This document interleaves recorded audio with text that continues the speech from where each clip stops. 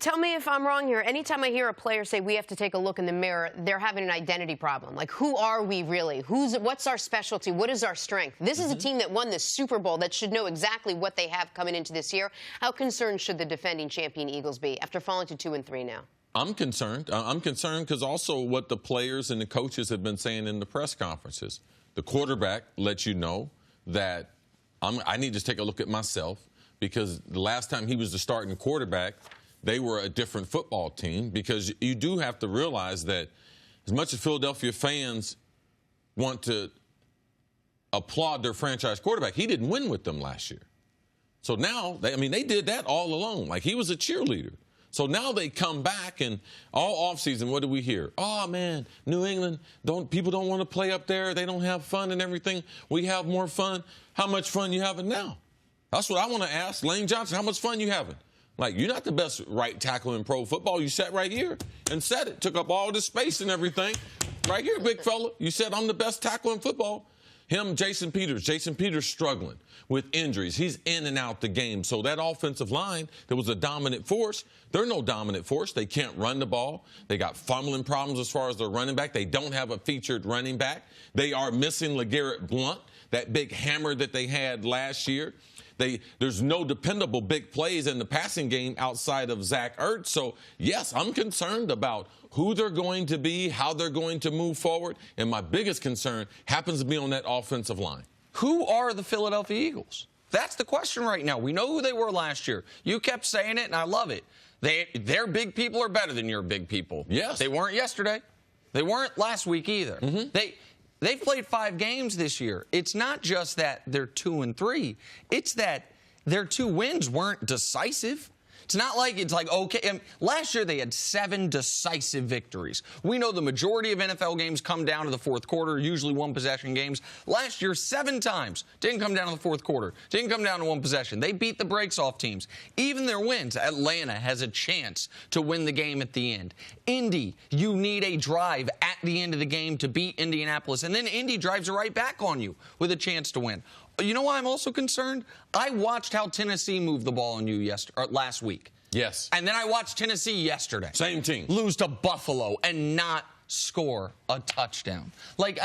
In Buffalo's defense, they did beat the Vikings also. Absolutely. The team that went on. But I saw Tennessee, the one time this year their offense has had a real pulse was against the Eagles. The Eagles' offensive line gave up 8 tackles in the backfield, whether that's sacks or tackle TFLs.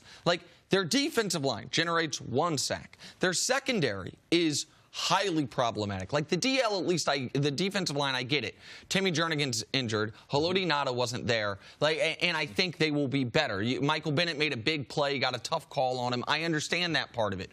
But the secondary, help ain't on the way.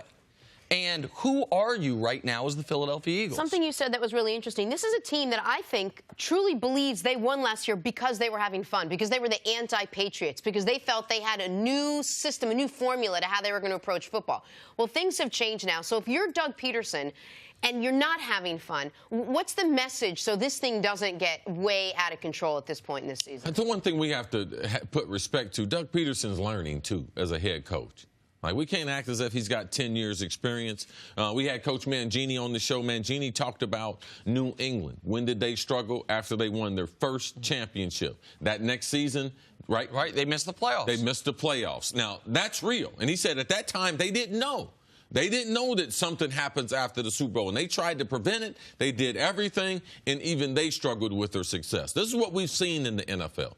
Teams that are successful, everyone except New England, if they win, which is very, very rare, we see them struggle that next year. The schedule's tougher. They play more primetime games, and people are gunning for them. And they don't have the magic that they had last year. The underdog thing, it did work for them. Maybe they need to break out the mask and everything, because this team is totally different than the team we saw host the Lombardi Trophy in Minneapolis. And what about the Vikings now? Are they back on track after a pretty commanding win yesterday? They still can't run the ball. No. That is yesterday, 23 for 77. I know Dalvin Cook didn't play, but up to this point in the year, he hasn't been playing well anyway. Right now, they are Kirk Cousins, and what was most encouraging encouraging for the Vikings yesterday, I thought, was the defense at least somewhat starting to round into form. But let me rephrase. The really most encouraging thing for the Vikings is they won. They had to win. They had one win going into that game. Now Zimmer, he was doing the whole, we were 2-2 this year, 2-2, 2-2.